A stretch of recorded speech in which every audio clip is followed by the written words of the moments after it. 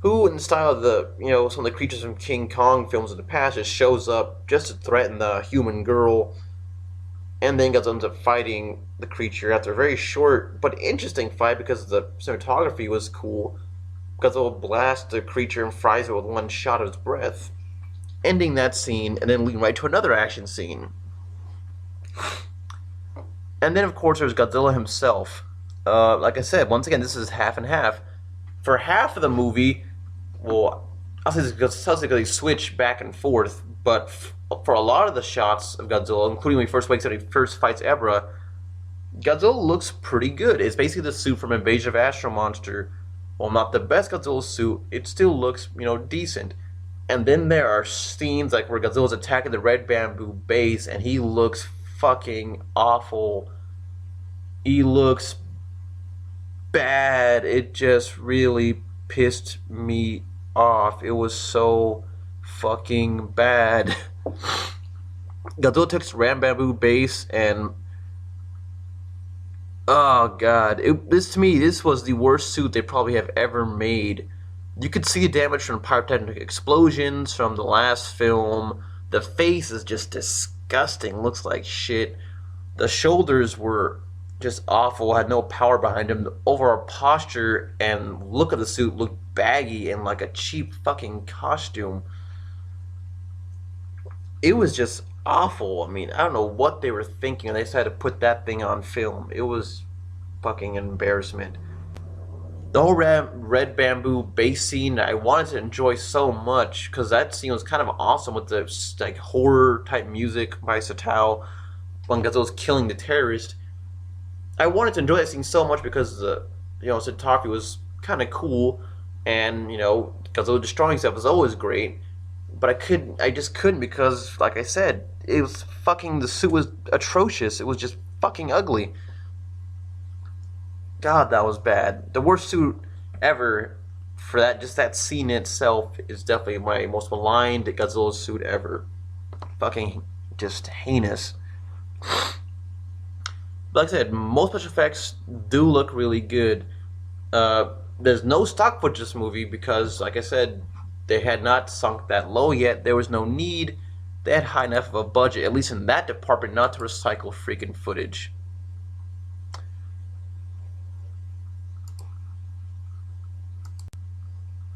One of the best things about this movie, and probably arguably the best, is a very colorful cinematography.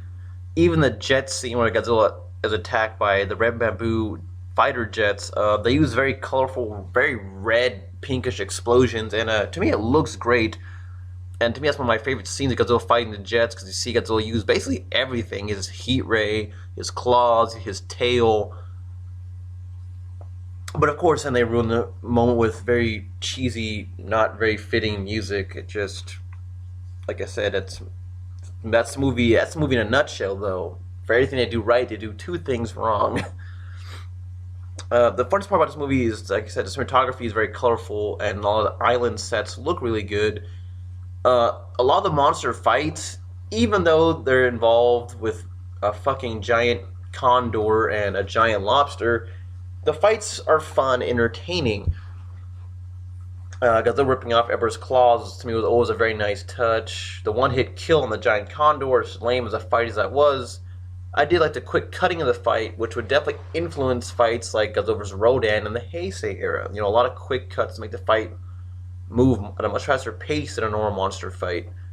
Except that fight would be done right with a very proper opponent, not a fucking bird.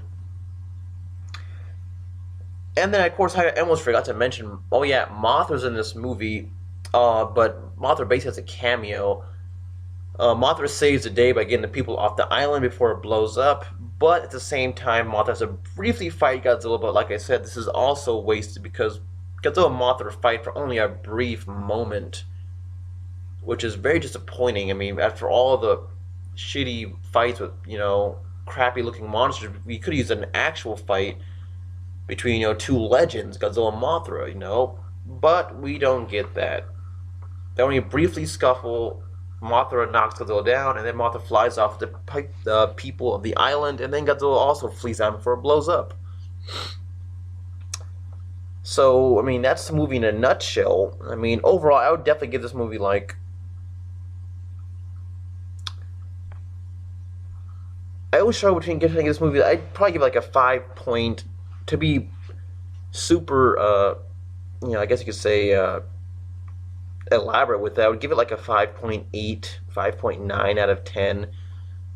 Just because for everything it's trying to do right, it does so many things wrong. Namely, the music, a lot of the monster designs, namely Ebirah, are trash. The score is really awful. Godzilla looks really bad in some of those pivotal parts of the movie.